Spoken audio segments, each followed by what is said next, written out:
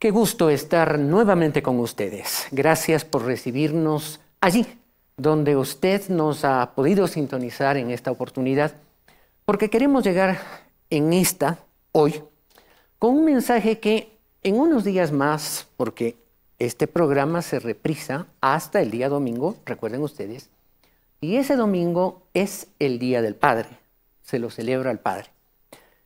Y aunque a este programa se lo ha conocido como un programa de comentario de noticias de actualidad, y por cierto, esencialmente lo es de mucha actualidad, es de muchísima actualidad, el que la familia, debidamente estructurada y no con los disparos de ideas que modernamente, entre comillas, se conciben, la familia correctamente organizada pueda rendir. En su momento lo hicimos por el Día de la Madre y en su momento lo hacemos también por el Día del Padre.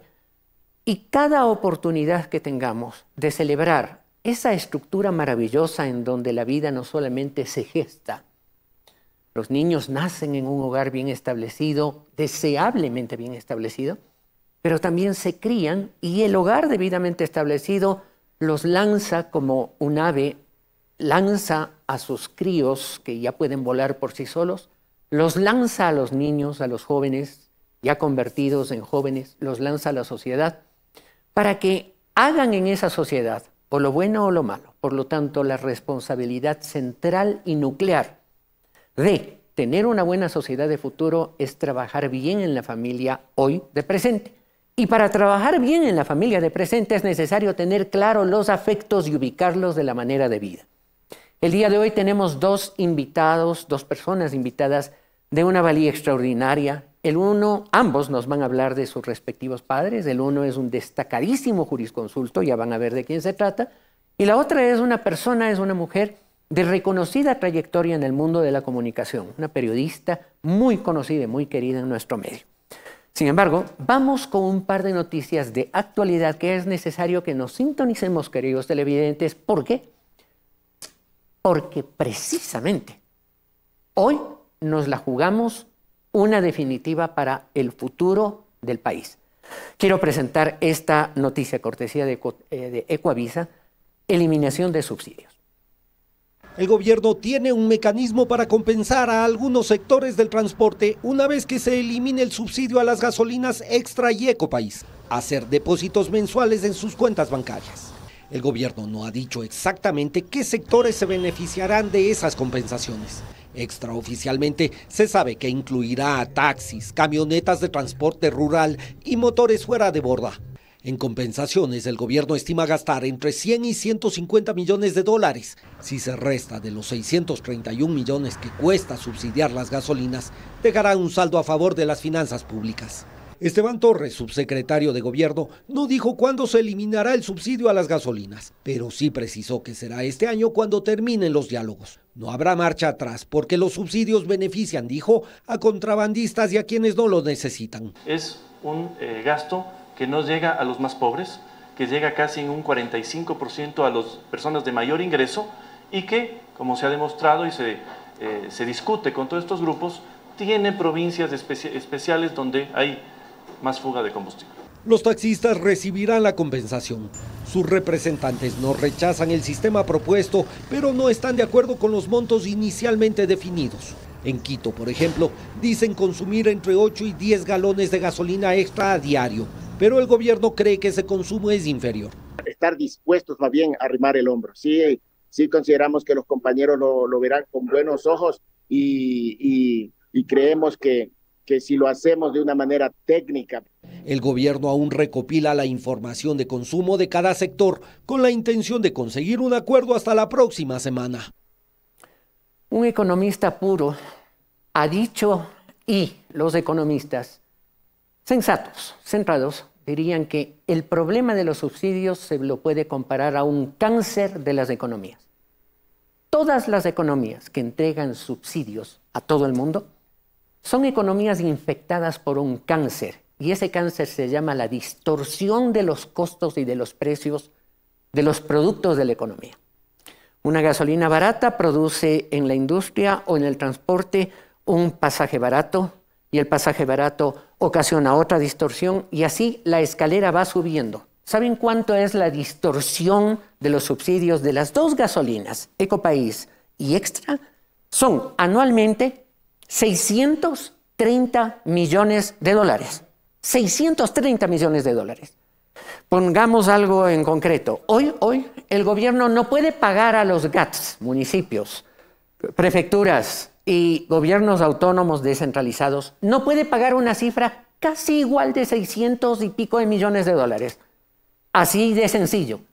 Unos se la queman y se la gastan manejando vehículos, es decir, no siendo gente que necesita ser subsidiada, y el malgasto de los combustibles le ocasiona a otros, a los más pobres, la carencia de los recursos necesarios para poder atender sus necesidades en hospitales públicos, no tienen buenos servicios de salud, no tienen una buena educación. Es decir, lo que unos gozan de una manera no necesaria, no lo necesitan porque tienen vehículos, porque tienen un medio económico superior, los otros que sí lo necesitan carecen. ¿Saben por qué? Porque es o son los subsidios una distorsión, un cáncer de la economía que hay que saldar definitivamente. Allí ya los transportistas dicen, sí, vamos a arrimar el hombro. ¿Arrimar el hombro recibiendo otro subsidio y solo ellos? ¿Cómo así? Por eso en el libro de Proverbios, capítulo 13, versículo 23, dice, en el barbecho de los pobres, en la canasta, en el cajoncito, en la alcancía de los pobres, hay mucho pan, recursos, pero se pierden por falta de juicio. Y cuando yo suelo decir por falta de juicio, que es una buena traducción del griego original, yo suelo decir, se pierde por falta de juicio y hago este gesto. En el barbecho hay mucho pan, pero se pierde por falta de juicio, es decir, poner las cosas en orden, poner las cosas como es debido. No más subsidios, al menos en estas dos especies de gasolina, pero también puedo poner la mano de esta manera, por falta de juicio, falta de buen criterio. Estamos acabando la riqueza del país, dando al que más tiene, privilegiando al que más tiene, en desmedro del más pobre, del que menos tiene. ¿Y quieren ver ustedes un ejemplo? A continuación, una noticia cortesía de Teleamazonas que nos da un panorama, corto, pero panorama, de la desnutrición infantil en el Ecuador. Vamos adelante con esta noticia cortesía de Teleamazonas. La desnutrición crónica infantil continúa siendo un problema en Ecuador y así lo reveló este viernes el Fondo de las Naciones Unidas para la Infancia, UNICEF. Según los datos presentados, la desnutrición crónica alcanza el 20%, lo que significa que 2 de cada 10 niños menores de 5 años la padecen. Que en algunas zonas del país, en algunas comunidades, vienen comunidades indígenas, vienen comunidades rurales, este número aumenta a 3 de cada 10, que no crecen y se desarrollan completamente. Según la última encuesta nacional de desnutrición infantil, las provincias más afectadas son Chimborazo con un 33,5%, le sigue Pastaza con 29,5%, Bolívar con 28,1% y Santa Elena con 27,5%. Tienen que ocurrir varias cosas y una cosa fundamental es que la alimentación del niño aporte los nutrientes, que esos 1000 días, y la calidad de las prácticas de cuidado en el hogar. Ante ello, UNICEF trabaja en conjunto con diferentes ministerios para reducir este índice. Un primer paso importante que ha tomado el país, dicen, es mirar a la desnutrición como un problema de Estado. Son pocos los países que teniendo altos índices de desnutrición crónica infantil la tienen como una de sus prioridades nacionales y esto es muy importante. Que está orientada a mejorar la calidad y la cobertura de los servicios de salud, sobre todo. Sin embargo, los desafíos aún son muchos. Invertir más y mejor en la prevención de la desnutrición crónica, fortalecer los servicios a nivel más descentralizado, llegar a las comunidades y sobre todo sostenibilidad. A nivel global, la desnutrición ha disminuido en un 45% en los últimos 30 años. Según el último censo, niños menores de 12 años aquí en el Ecuador, la cifra es de 3.345.000 niños. De ellos, una tercera parte en promedio, estamos hablando de rural, ciudad, una tercera parte de esos 3 millones de niños, es decir, alrededor de 1 millón de niños en el Ecuador viven desnutridos porque no tienen lo suficiente para comer y para ser felices en la etapa en donde todo ser humano necesita la mayor garantía de alimentación y por lo tanto de felicidad, ese momento y también de felicidad a futuro, porque una juventud bien nutrida es una juventud que puede hacer las cosas diferente, se educa con mayor vigor, su capacidad de trabajo es mayor, su capacidad intelectual se ha desarrollado a plenitud. Y saben que en un país en donde 1 millón de niños no tienen el alimento suficiente, aquí nos damos el lujo de malgastar 630 millones de dólares cada año en subsidios a la gasolina para la gente que sí puede. Y no me vengan a decir que van a subsidiar a taxis, a pisimotos. Es gente cuyo impacto al quitarle el subsidio es mínimo, es mínimo. Por eso es que la receta correcta es quitar el subsidio de las 2 gasolinas a todo el mundo. Pero claro, ahí vienen los levantamientos populares, ya le vimos al dirigente indígena clásico amenazar que ya va a cerrar carreteras. Ahí vemos cómo a los gobiernos les tiemblan las manos y por eso comienzan a negociar dulcemente con taxistas, con otros transportistas para que la cosa pase suave. Y no es así. Tiene que pasar para todo el mundo porque el que más necesita subsidios tiene que tener el Estado de dónde darles. Es decir, y el mejor de los subsidios, el único bueno de los subsidios es alimentar a los niños desnutridos. Eso es justicia social mínima básica. Yo hice unas cifras. En corto, 630 millones de dólares de subsidios, al precio que hoy cada desayuno escolar que el gobierno da a los niños en las escuelitas, que es de 0.33 centavos de dólar, alcanzaría para 1.890 millones de desayunos para los niños en el Ecuador. ¿Saben cuánto dividido para 1 millón de niños? Ya pueden ustedes saber. 1.800 millones de desayunos al precio que hoy se entrega o se compra y se entrega los pequeños desayunos a los niños en las escuelas en el Ecuador, que llega a unos cuantos. Pero hay 1 millón de desnutridos. Y si ahorramos el subsidio a los combustibles, tendríamos para entregar 1.890 millones de desayunos escolares, con lo que otros malgastan en su conducción y en su vehículo propio. Eso no es justicia social. Y eso es lo que Dios quiere que no hagamos. ¿Recuerdan el proverbio? En la canasta del pobre, del pueblo aparentemente pobre, hay mucho pan, pero se pierde por falta de buen juicio. La cabeza que no piensa bien, que no reparte bien, que hace que los que tienen tengan más y con comodidad y que los que no tienen no tengan ni siquiera para poner un bocado en la comida de sus hijos. Eso no puede continuar en el país. Hay que cortar. Y saben, con ese programa que en la ocasión pasada mostramos, ese programa de Naciones Unidas que da un verdadero almuerzo muy bien parado y que está como proyecto en la provincia de Manabí, el costo que dar ese almuerzo, un año escolar a todos los niños de esa provincia, el valor de los subsidios dividido para ese costo alcanzaría para dar de comer un bueno y bien parado almuercito a los niños pequeños a 100. La cifra está por aquí, perdónenme un segundo. Hablamos de 157 millones de almuerzos para las criaturas. ¿No les parece que es una ofensa pretender mantener los subsidios y no renunciar de buena voluntad los ecuatorianos? Todos renunciar a este cáncer de la economía que da a los que tienen, quitando a los que no tienen ni para comer. Esto se llama justicia y esto es lo que Dios está pidiendo de todos nosotros, especialmente creyentes. Hasta allí. A propósito, y gracias producción, estaba casi olvidándolo. Y cuando yo estaba haciendo todas estas cifras, me llega una información de Diario El Universo.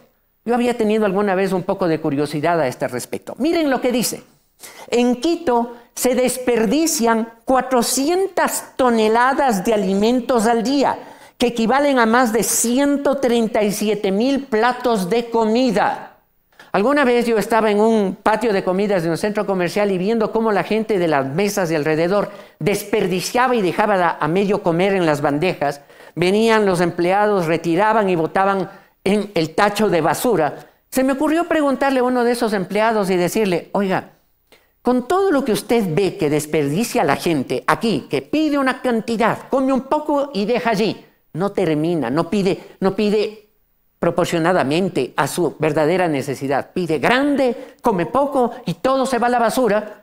Con usted en su cálculo, con solo que en este patio de comida usted recoge, ¿cuántas personas pobres podrían comer un plato completo? Y me dijo, vea, fácil, 2,000. Con lo que se desperdicia en un centro comercial, en una sola comida, queridos amigos. Esto es infame, es un pecado. Y ahora esta noticia técnica de Diario El Universo nos reporta que 400 toneladas. ¿Sabe cuánto es eso?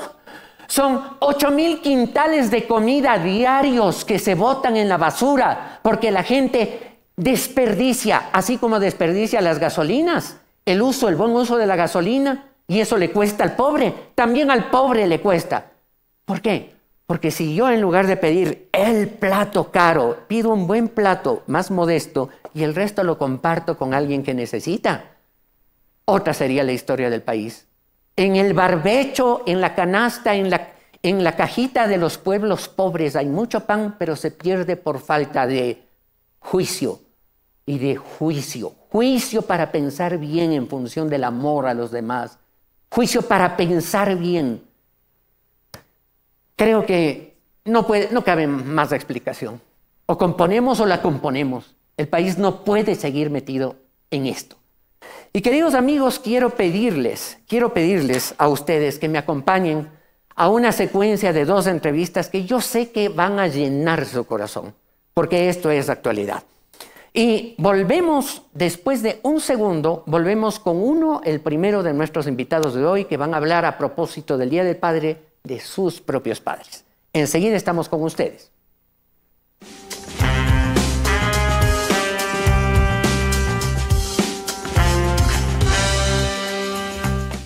Ramiro Borja Gallegos, doctor en jurisprudencia por la Universidad Central del Ecuador, licenciado en Pedagogía por la Universidad Tecnológica Equinoccial. Se ha desempeñado como secretario de Responsabilidades de la Contraloría General del Estado, jefe de Asesoría Jurídica y consultor técnico de la Intendencia de Instituciones Financieras de la Superintendencia de Bancos, consultor de la Agencia Interamericana de Desarrollo, AID, director jurídico de la Agencia de Garantía de Depósitos, AGD, procurador del Consejo Nacional de Electrificación, CONELEC, asesor institucional del Consejo Nacional de Radiodifusión y Televisión, CONARTEL, decano de la Facultad de Derecho y Ciencias Políticas e Internacionales de la Universidad del Pacífico, entre otros. Ha sido docente de Derecho en la Universidad Central del Ecuador y en la Universidad del Pacífico. Ha publicado las obras Compendio de Derecho Constitucional, La fiducia o fideicomiso mercantil y la titularización, y contratos mercantiles y financieros.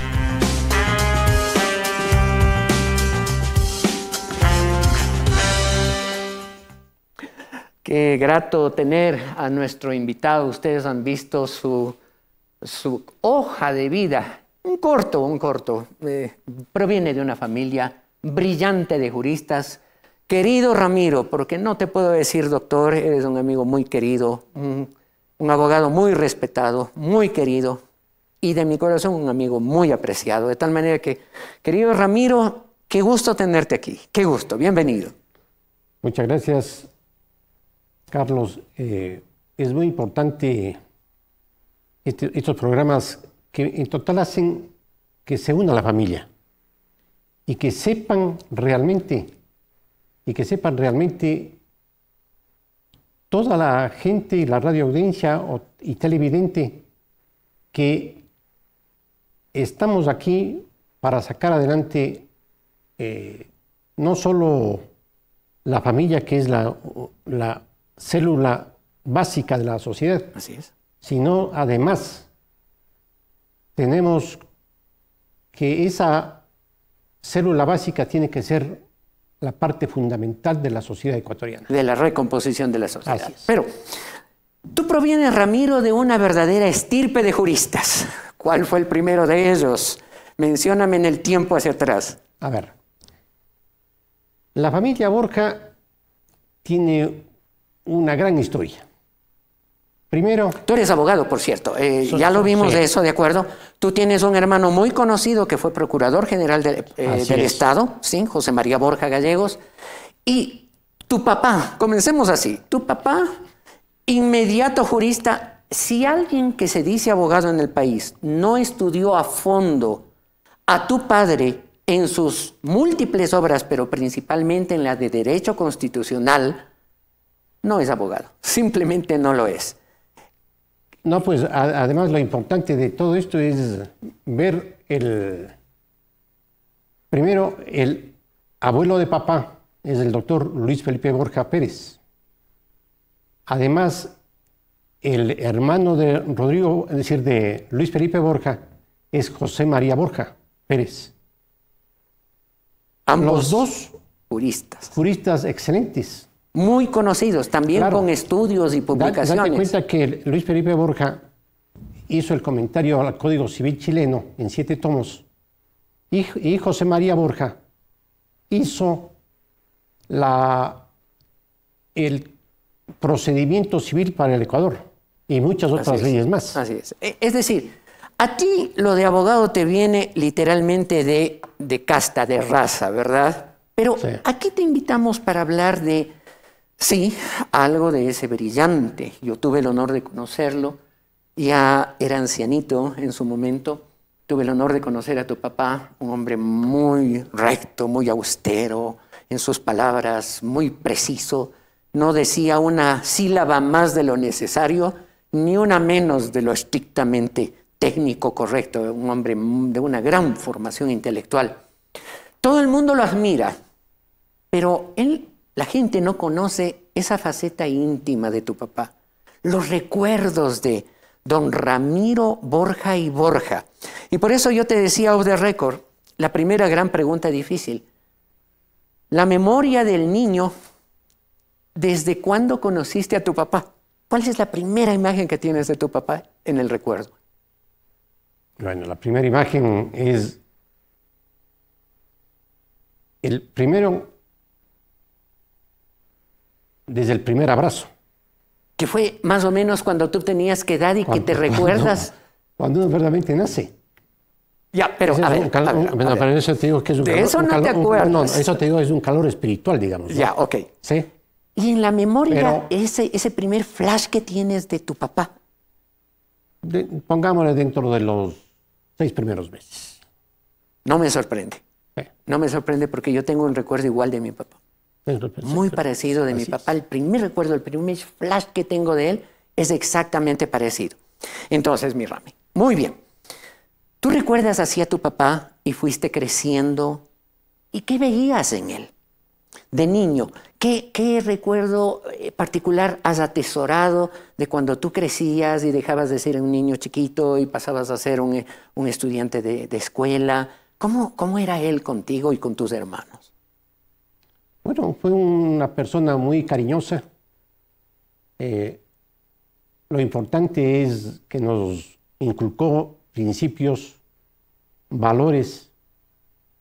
Además, mientras seguimos creciendo, el ejemplo, la honradez. No solamente palabras, no, hechos. Hechos comprobados, ¿no? Porque papá, como tú sabes perfectamente, si él estaba en algún cargo público, como ministro de la Corte Suprema, fiscal, antes eran muy seguidas las dictaduras en el país. Así es. Él renunciaba porque no estaba de acuerdo con un gobierno dictatorial. De pacto. Claro. Él era hombre de derecho, de constitución vigente. Entonces él no podía respaldar a nadie que esté de dictador. Eso no debe haber sido muy fácil, porque de un momento para otro dejar ciertas actividades impacta en la economía familiar. Sí, es duro, pero creo que es fundamental inculcar principios, valores, porque no solo es el ejemplo para la casa, para la familia, es para todo el grupo mejor digamos, para toda la sociedad ecuatoriana, porque es un error pensar que uno solo hace para la familia los actos de moralidad o de ética. No, eso pasa a toda la capa social, a toda la capa social. ¿Qué rasgos de tu carácter y de tu conducta los encuentras parecidos a tu papá, que los copiaste sin querer y se impregnaron en ti y que tú los reflejas? Primero, tu papá era hombre de pocas palabras. Tú eres mucho más locuaz que tu papá, eso es cierto, pero sigue siendo de pocas palabras igual, ¿verdad? De sonrisa amplia, pero igual. ¿Qué otro rasgo? Bueno, soy persistente, soy firme en mis actos, tú me conoces bien. Siempre he ejercido la profesión y los cargos públicos con mucho apego a la ley. Y lo que tú dices es cierto. Permíteme intercalar algo. Cuando tuve el honor de ser designado por el presidente de la República para presidir todo el sistema de radio y televisión del Ecuador con rango de ministro, lo segundo que yo hice después de avisar a mi familia que acababa de ser nombrado sin que yo siquiera me lo imagine, me cayó literalmente como un elefante de un avión, me cayó encima la misión. Lo segundo que yo hice fue llamar al doctor Ramiro Borja Gallegos para decirle: Rami, tú te encargas de toda la parte jurídica y nada que no tenga tu firma, yo lo firmo. Por la confianza en saber que es un hombre. Su sí es sí, su no es no. Y nada que tenga un poquito de mal olor, que no sea el olor puro de lo recto, de lo correcto, de lo justo, hubiera dejado pasar. Así es la confianza que yo tuve años atrás en el doctor Ramiro Borja. Aparte de que compartimos cosas interesantes, tú eres un gran corredor, tú eres el decano de la Quito Últimas Noticias, ¿verdad? Un gran corredor, un gran atleta. Últimas Noticias. Así es. Así es. Y tu papá, a ver, cuando supo que tú querías ser abogado, ¿te dijo algo? ¿Te aupó o te dijo no? No, pues es una cosa anecdótica, digamos, ¿no? Porque yo primero seguí medicina. Y un día, un 31 de diciembre, me puse a pensar. Y el día 3 de enero renunciaste. Renuncié a la Facultad de Medicina y me inscribí en Derecho. Papá no sabía nada, absolutamente. No me digas. Claro. Cuando un día el decano de la Facultad de Derecho, el doctor César Muñoz, se encuentra con papá. O sea, no le dijiste y ya estabas en la Facultad de Derecho. O sea, él creía que tú estabas en medicina todavía. Claro, entonces César Muñoz le felicita y le dice: qué bueno que, doctor Borja, que su hijo Ramiro está En la Facultad de Derecho. ¿De Derecho? No puede ser, le dice. Recién se enteraba. Pero, ¿qué te dijo ese día? Nada, pues ya era tarde. Pero una cosa muy interesante. Durante la vida profesional en la parte de Derecho, bueno, seguí los pasos de mi padre. Yo prácticamente leí todos los libros y las obras de papá. He leído todo. Y cuando me hice la tesis doctoral, yo hice sobre un título muy interesante que es La política, la justicia y el derecho. En esa, cuando yo termino la tesis, voy donde papá y le digo, ¿qué te parece mi tesis? Entonces coge, lee la tesis, me dice, en 3 días te doy. Llegó el tercer día y me dice, a ver, Ramiro Alfonso, vamos un rato a la biblioteca. Entonces, fuimos a la biblioteca porque papá tenía una biblioteca de 4.000 obras. Una cosa impresionante. Claro. Las 4.000 obras papá se había leído. No lo dudo. Sí. Por eso papá tenía 36 tomos de resúmenes. De resúmenes. O sea, de todas las obras, 36 tomos. ¿Y para qué te llevó a la biblioteca? Me dijo, creo que te falta profundizar. Sacó una cantidad de libros, me puso, y me dijo, cuando termines de leer estos libros, creo que estás preparado para terminar tu tesis doctoral. Y así fue. Impresionante. Me senté a leer creo que eran como 8 obras. Leí, hice el resumen, le incorporé a la tesis y me dijo, ahora sí está bien. Impresionante, no me sorprende. Así se forman los abogados. Querido Rami, por razones de tiempo y por nuestra invitada que viene a continuación, quiero hacerte una pregunta para terminar, una pregunta especial y difícil.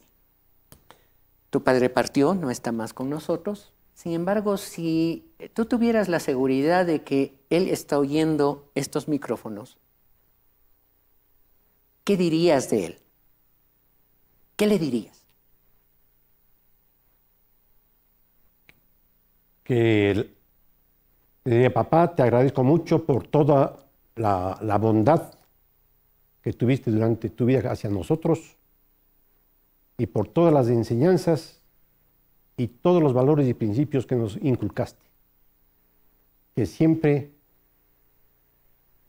Dios esté contigo y te bendiga donde estés. Qué hermoso.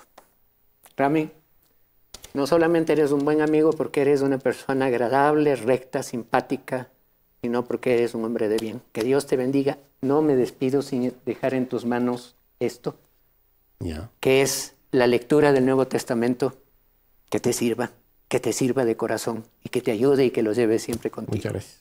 Queridos televidentes, nuestro invitado, primer invitado de honor, Ramiro Borja Gallegos, jurista, hablando de su gran padre, Ramiro Borja y Borja, el primer gran constitucionalista de la historia del Ecuador. Volvemos enseguida con nuestra segunda invitada, cuya semblanza es esta, a continuación.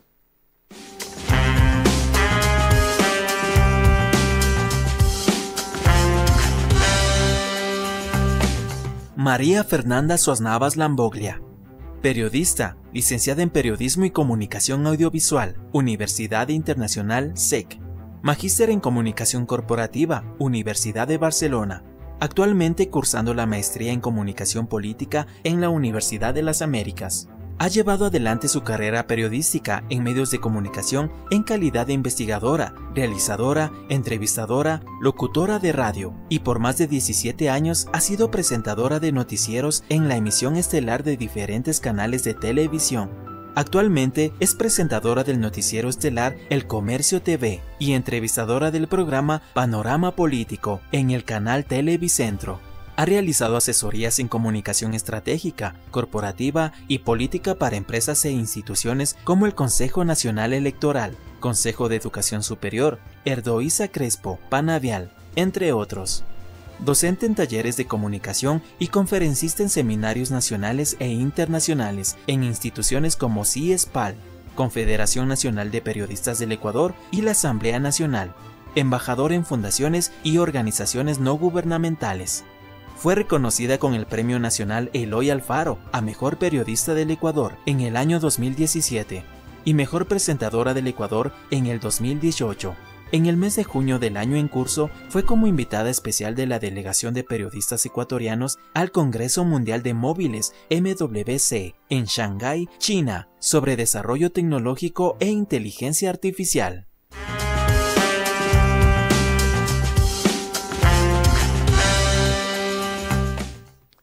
Siendo tan joven, una hoja de vida envidiable. No soy tan joven.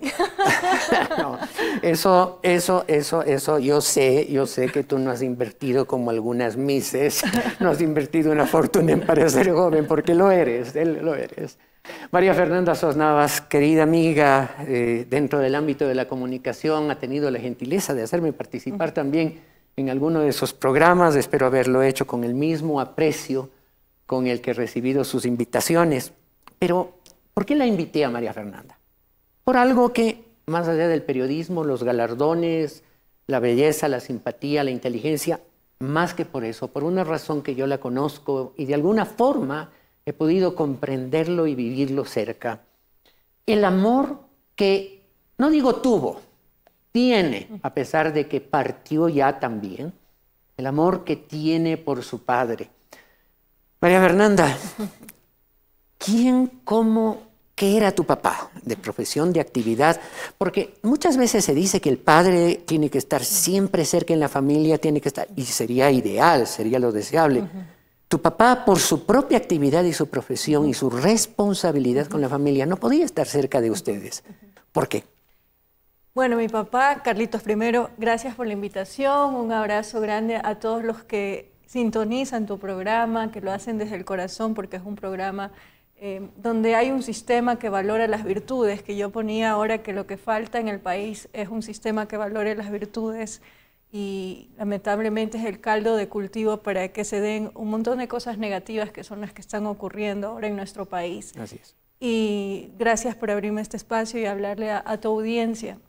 La verdad es que para mí mi padre era mi mejor amigo, era mi amor de mi vida, era mi compinche, se podría decir en buenos términos, con quien hacía tertulia de libros y de la vida. ¿Y por qué de la vida? Y de las aventuras y de los viajes. Bueno, mi papá era marino mercante, él navegaba por alta mar y tenía unos viajes muy largos, y lo que más recuerdo, si tú me preguntas, son esas preparaciones en casa a esperar que llegue mi padre de algún viaje.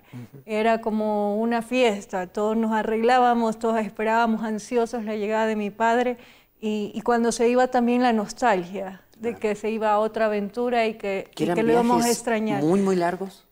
Algunos no tan largos, pero bueno, un viaje en barco a Estados Unidos, a Nueva York, por ejemplo, o a San Francisco, eran 20 días de ida, más el tema de dejar petróleo, porque él trabajaba en los barcos petroleros, llevaban el petróleo, pero hubo viajes que él estuvo en Corea, que se demoró 3 meses, 4 meses, o se quedaba en Algeciras, en España.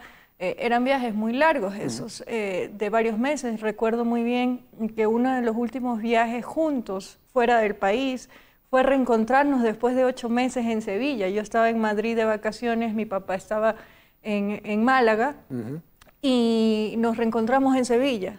Viajamos y fue como, en esa época yo me acuerdo que no tenía roaming, nos mandamos un mail, llegamos y dijimos en Plaza Giralda nos vamos a encontrar. Día y hora. Y nos encontramos en Plaza Giralda, y claro, yo no encontré vuelo, me acuerdo, no había tren, porque fue a última hora que mi papá me dijo encontrémonos, porque no nos habíamos visto 8 meses, y recuerdo que cogí un bus, y fueron como 8 horas o algo así en bus, y no fue más, no recuerdo muy bien cuánto era de Madrid a Sevilla. claro que más cómodos, ¿no? Tú sabes que allá son los buses que son como camas, claro, y llegas. Y me acuerdo que llegué y de ahí fui a Plaza Giralda y un amigo mío muy querido que me acompañó dice que cuando él vio esa escena nunca se va a olvidar, porque era como en cámara lenta en Plaza Giralda, ahí en la pileta, los dos encontrándonos. Y mi papá lo primero que me dijo cuando me abrazó y se puso a llorar y me dijo, abrazarte a ti es como abrazar a tu madre. Qué hermoso. Qué hermoso. Dile que la amo, que ya pronto voy a casa. Qué hermoso. Son cosas que yo tengo en mi corazón y lo que tú decías al inicio, no está presente, él no estuvo presente todo el tiempo por su trabajo, pero no presente físicamente porque el amor de él siempre estuvo ahí. Ajá. Y creo que mi papi no ha muerto porque lo tengo presente todo el tiempo. Así es. Dígame, el servicio secreto, yo siempre lo voy a poner así, el servicio secreto me consiguió algunas fotos que vamos a comentarla. Allí está tu papi. Ahí está mi papi. Así y yo era una cachetona. Así te veo. Y churona, que no sé dónde se fueron mis churros, mis rizos de niña. Pero, hermosa ¿sabes foto, que mi sobrina nació, tiene 1 año recién, mi papá no la pudo conocer, pero es idéntica a mi padre y se parece mucho a mí de bebé. En esa foto. Porque yo soy muy parecida a papá. Vamos con otra. Allí, ¿quién está? ¿Está tu papi? Está mi mamá, mi papá y yo cuando vivíamos en Guayaquil. Tú sabes que somos guayaquileños, mi papá estudió la Marina. ¿Tú tenías allí unos 2 años, 3 años? Tenía 1 añito y medio, yo creo. Sí, muy pequeña. Muy pequeña. Desde pequeña fuiste muy alta, ¿verdad? Y desde pequeña muy consentida de mi papi. Si ves... ¿Sí? No es mamá la que amarca. Mi mamá es fuerte de carácter, yo la adoro a mi madre. Pero siempre fui muy... No sé si las mujeres tendemos siempre a pegarnos más a los papás, ¿no? Pasa, así es, pasa. Y los hombres a la mamá. Mis hermanos son los consentidos de Ahí mi madre. está la foto que el servicio secreto te tomó en... Sevilla. Que te contaba el viaje a Sevilla. Fue uno de los viajes más bonitos, pero yo nunca me los voy a olvidar. De ahí ya... supuesto. El último viaje que hicimos con mi padre fue que fuimos a un crucero. Y pasamos fin de año porque queríamos que esté en un barco de vacaciones y no trabajando. Y lo llevamos a un crucero y nos fuimos de viaje, y ese fue el último viaje antes de fallecer. Siguiente foto. Eso fue en el compromiso de mi hermano cuando se casó, que él feliz, él le encantaba la fiesta. Me dice, sí, supe eso. Ahí tenemos otra parecida en donde está papá. Ese fue el matrimonio de mi hermano, era eclesiástico, bailarín como su hija. Los dos éramos muy bailarines. ¿Sabes qué? Nos parecíamos mucho. Yo he sacado mucho de mi padre. Él siempre fue muy risueño, muy... Yo una vez que tuve una entrevista contigo te decía que una de las cosas que tengo del legado de mi padre en mí es que a él le gustaba mucho conversar, le gustaban mucho los libros, contar historias de sus aventuras y creo que él fue un periodista frustrado, me lo dijo muchas veces. Él te auspició para que tú seas periodista. Él me auspició para que sea periodista, entonces nos parecemos mucho. Creo que cuando una vez te decía una parte de mí se fue con él, sí, por supuesto, porque éramos muy unidos. Muy unidos. Con esto que tú me cuentas me rememoras, me haces acuerdo inclusive de las aventuras que teníamos con papá en los viajes, inolvidables, los dos juntos salíamos. Y tú le ves una presencia muy de marino, ¿no? Con su barba blanca y su pelo blanco, totalmente. Era muy marino. Hubiera pegado en una película de Ernest Hemingway, ¿verdad? Le encantaba él. Así es. Mira, expresiones de cariño con el marino mercante, ¿verdad? Sí, se lo extraña mucho, pero como yo te digo, los recuerdos... Y tenerlo presente todo el tiempo y acordarse de todas estas cosas, lo mantiene vivo siempre. Ahí está la familia, tu mami. Sí, mi mami, mis 2 hermanos. Y yo, bueno, ya son 4 años. De su partida, ya son 4 años. Poco antes de la pandemia. En el 2020 falleció. Así es. Y los recuerdos. Y los recuerdos. Ahí está. Y los recuerdos. Te hago la misma pregunta que le hice al doctor Borja. ¿Cuál es tu recuerdo? ¿Cuándo le conociste a tu papá? ¿Cuál es la primera imagen que tú tienes de tu papá? Yo la primera imagen que tengo de mi padre creo que fue uno de esos viajes que él llegó. Yo recuerdo claro que mi primera muñeca fue una Mafalda que él me trajo de Argentina. Y Y yo más que los regalos, mi desesperación era verlo a él. Pero él llegaba como Papá Noel. Él llegaba siempre con sus regalos de los viajes. Y me acuerdo, yo no sé cuántos años tenía, pero tengo eso, de que me trajo un cartón gigante. Y yo emocionada decía, ¿qué era? Y dentro de ese cartón había otro más chiquito, otro más chiquito, otro más chiquito, hasta que estaba la mafalda. Pero él quería hacer ese juego de la emocionada, que siga abriendo y siga abriendo. Y hasta ahora tengo la mafalda. Y siempre él me decía que él veía la mafalda y me veía a mí, pero decía que era muy parecida a la mafalda. La diferencia es que a mí sí me gusta la sopa. Pero siempre recuerdo eso de mi padre cuando llegaba, pero yo más que el regalo era la desesperación de que me cuente las historias y ponerme a conversar. Y ya de adulta eran mis tiempos de café, él me hacía el café, por eso yo digo que amo tanto el café, me gusta mucho el café, pero para mí el café tiene un significado de amor. Porque mi papá me hacía el café, yo cuando ya lo iba a visitar a la casa de ellos, porque yo siempre viví sola, ya adulta, cuando yo iba los fines de semana a visitar a mi papá, ya me tenía listo el café y era el olor al café. Pero el café a mí significa un acto de amor. Él hacía como un acto de amor hacerme el café. ¿Alguna picardía, algún carácter especial, algo, un detalle? Sabes que mi papi fue muy fuerte de carácter al principio porque los marinos, tú sabes que son súper estrictos y disciplinados, entonces siempre nos quiso formar en algunas cosas de que tienes que saludar, no decir malas palabras. Por ejemplo, en una entrevista me decían, Maffer, tú no hablas palabras no. ¿Qué es lo máximo que dices? Miércoles. Porque mi papá le molestaba, decía que era falta de educación, pese a que somos de Guayaquil, y en Guayaquil tú sabes que la gente usa muchas malas palabras. Sin embargo, en mi familia no. El léxico porque mi papi era fluido. muy disciplinado. ¿Ya?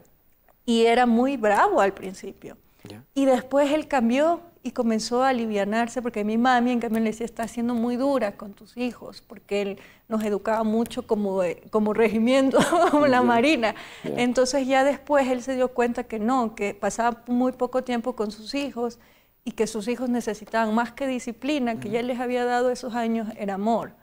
Entonces ya cuando fue pasando la edad, mi papi cambió totalmente, se volvió una persona muy dulce, muy amorosa, muy risueña, muy bailarín, y entonces, y ese es el recuerdo que tenemos con mis hermanos ahora de mi padre. ¿Algún evento especial en donde tú buscaste refugio en él frente a alguna adversidad, alguna prueba? Bueno, él sí estuvo conmigo en momentos muy difíciles. Recuerdo muy bien que un poco antes de que enferme yo dejé mi departamento y me fui a casa de ellos a estar un tiempo.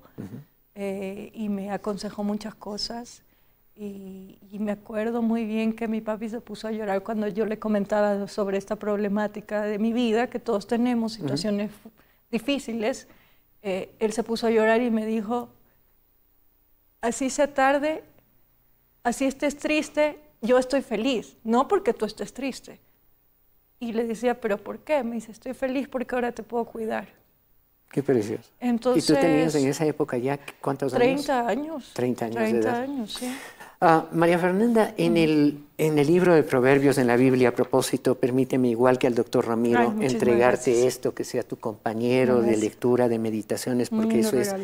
Ninguna universidad te puede dar la calidad de vida, la calidad de educación que hay en esto. El libro de Proverbios, capítulo 17, versículo 6, y esto lo digo tanto por nuestra invitada de este momento, María Fernanda, como por el invitado anterior, el doctor Ramiro Borja. En este libro de Proverbios de la Biblia dice, corona de los ancianos, de los viejos, no hay que malinterpretar la palabra viejos, de los ancianos. Corona de los ancianos son sus nietos, y la honra de los hijos son sus padres. No hay mejor descripción para ello que esto. Tanto Ramiro como tú me han hecho evocar al mío. Tú con tus conversaciones, yo pensaba ese momento en los viajes que hacía con mi papá. Él compró una hacienda que la transformó en un verdadero paraíso en Santo Domingo de los Colorados y viajábamos generalmente los fines de semana los dos juntos. Yo ahogándome porque lamentablemente él fumaba mucho y eso le llevó precisamente a la tumba.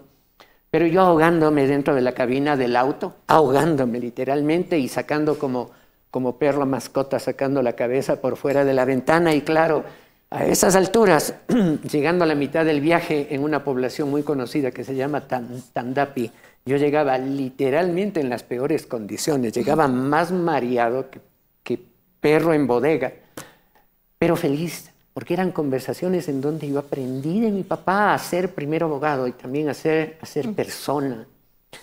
Me evocabas tú, me evocaba Ramiro cuando hablaba, me evocaban ciertas virtudes de mi papá. En mi papelería profesional, yo repito una frase que tenía mi papá en su papelería de abogado, en la parte de abajo impresa tenía una frase: el abogado debe ser como la hoja de una fina espada, recto, flexible, sí, brillante y acerado. Qué frase tan hermosa, nunca la he olvidado. Yo, cuando tengo algún escrito muy importante, siempre incorporo esta frase y poniendo doctor Arsenio Larco Díaz, mi padre, a quien yo admiré por muchas razones, pero el otro día yo comentaba con alguien porque alguna vez en un día del padre dijimos, bueno, vamos a darte esto y te vamos. Dijo, no quiero nada, nada. El día del padre no debería existir. ¿Pero por qué? ¿Cómo si no debería existir? Porque la única que en esta casa tiene el mérito de haber hecho un hogar lindo y hermoso en la historia se llama tu mamá. A ella sí, todo lo que quieran darle. Si a mí me hacen una comida sabrosa, me doy por bien servido. Qué impresionante, recuerdos hermosos de esa persona que Dios me dio también para administrar mi vida. Hablábamos hace un momento de ese gran jurista, porque si algún abogado en este país, ahora hay un montón, pero si algún abogado que pretenda tener un pergamino como carrera profesional, hoy como abogado, y más aún antes como estudiante, jamás leyó a Juan Larrea Holguín en Código Civil y a Ramiro Borja y Borja en materia constitucional, esa persona no sabe de derecho, nunca hizo bases de derecho.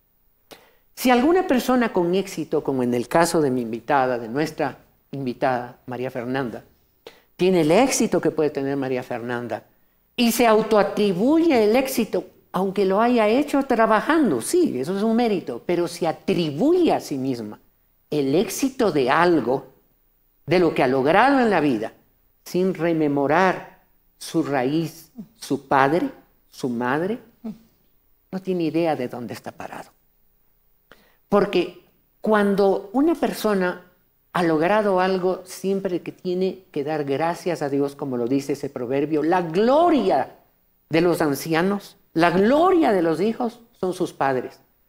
Si no apreciamos a nuestros padres y no les damos honra y no nos sentimos coronados de tener los padres que Dios nos dio, no somos nada en la vida, aunque tengamos toda la plata del señor Soros o de Bill Gates o de quien sea, y aunque tengamos todos los títulos del mundo y toda la fama del mundo, somos unos pobres. Y utilizando una expresión bíblica que el Señor Jesús hizo escribir en un versículo, pobres y miserables. ¿Saben por qué? Porque nunca disfrutamos como lo hicieron Ramiro Borja Gallegos de su padre, como lo hizo María Fernanda, a quien extraña a su padre, y por eso es que te quiero hacer la pregunta difícil. Si tuvieras a tu papá aquí en este momento y pudieras darle un mensaje, ¿qué le dirías? Justo estaba pensando el otro día qué le diría, y le diría a mi papi que yo quiero hacer la diferencia. Hablamos en tiempos difíciles. No sé si mi padre hubiese soportado ver todo lo que está sucediendo en la sociedad después de la pandemia. Y mucha gente se olvida de los valores que crecen en familia y que te inculcan en familia, y va en el rebaño de sacar ventaja del más vivo o del más pilas, y sin ver los valores. Y entonces justo mi novio me preguntaba, pero somos pocos, y le digo sí, prefiero ser la minoría con valores y educación que me inculcó mi padre, que ser la mayoría que va por el rebaño olvidándose de dónde viene. Entonces yo le diría a mi padre, padre, intento hacer las cosas correctamente. Qué hermoso, qué hermoso. Eso. ¿Y qué harías a continuación de decirles? Que lo amo y que siempre está presente en mí, y que Me siento orgullosa de poder llevar su legado de vida, de poder seguir hablando de él, que la gente se siga acordando de él. Eso demuestra que era un hombre bonachón, que era un buen ser humano y que ha dejado marcada la vida de sus hijos y de su familia. Hermoso, conmovedor, indudablemente, conmovedor. Y hoy en la mañana, cuando, gracias a producción, el rector al centro, el rector de la Universidad Católica del Ecuador, al lado del rector, mi papá con su pelo blanco, que lo tuvo desde los 25 años, blanco, y al lado el amigo del rector, pero el hijo de mi padre. La anécdota más preciosa de este momento fue cuando María Fernanda, sorteado, y Ramiro es testigo de eso porque él lo vivió, era el asesor de todo el sistema de radio y televisión del Ecuador. Allí está el notario dando lectura de la minuta de la constitución del primer canal de televisión de teleeducación del Ecuador, el canal de televisión de la Universidad Católica Santiago de Guayaquil. En el centro de la mesa, el rector, el doctor Michel Dumeda, a quien recuerdo con mucho aprecio, más hacia nosotros, el vicerrector en ese momento, Mauro Toscanini, que a la vuelta de los años llegaría a ser ministro de gobierno, y esa persona que está más allá, obviamente soy yo. Lo anecdótico de esto, María Fernanda, fue que cuando el rector oyó que iba a suscribir con rango de, repito, de ministro, iba a suscribir en mi condición de presidente, iba a suscribir el contrato para la educación del Ecuador, el notario público se acercó a mi papá y le dijo: doctor Arsenio, por favor, pase y tome asiento en la mesa. Y mi papá sonrió, respiró con mucha alegría, mucho orgullo, y dijo: no soy yo, es mi hijo Arsenio Jr. Y con una alegría indescriptible se sentía que él vivió ese momento viendo a su hijo hacer algo que en su momento, y Ramiro Borja lo sabe, fue histórico porque él también fue parte de eso, el primer canal educativo del Ecuador. Tuvimos la oportunidad de lanzarlo y suscribir la autorización para que funcione en el país, el de la Universidad Católica Santiago de Guayaquil. Pero si la pregunta me la devolvieran, ¿qué le dirías a tu papá? Mudo. El comunicador se queda mudo, solo. Gracias. No sirve de nada tratar de decir lo que solo el corazón puede sentir. Pero hay otro papá a quien no quiero despedir el programa sin darle el lugar de honra. Hoy en la mañana leía mi Biblia, como lo hago todos los días, y estudiaba un pasaje, y está aquí, Génesis capítulo 22, versículos 12, cuando Dios hablando le dice Dios a Abraham: no hagas nada. Está a punto de sacrificar a su hijo, su unigénito, que esperó como 90 años tenerlo, 100 años tenerlo. Y Dios le dijo: sacrifícamelo, para probar el amor y la fidelidad de Abraham a Dios. Y cuando Abraham, obediente, estaba a punto de hacerlo, dijo: no hagas nada, pues ya sé que temes a Dios, por cuanto no me rehusaste a tu hijo, tu único hijo. Cuando yo leí esto, me hizo acuerdo algo, pero al revés. Yo también podría decirle a Dios: a mi Dios y mi Padre maravilloso, tú, yo sé cuánto me amas, porque no negaste a tu hijo, tu único hijo, para que mi vida cambie y la vida de todos los hombres, que vengamos humildes a decirte gracias por tu obra de amor. Padre del cielo, bendito Dios, el primer homenaje para ti, y gracias por habernos dado a todos los papás, entre tantos, 2 que hemos rememorado con grande alegría y orgullo sincero y sano de hijos. Hasta la próxima emisión de este su programa. Que Dios los bendiga.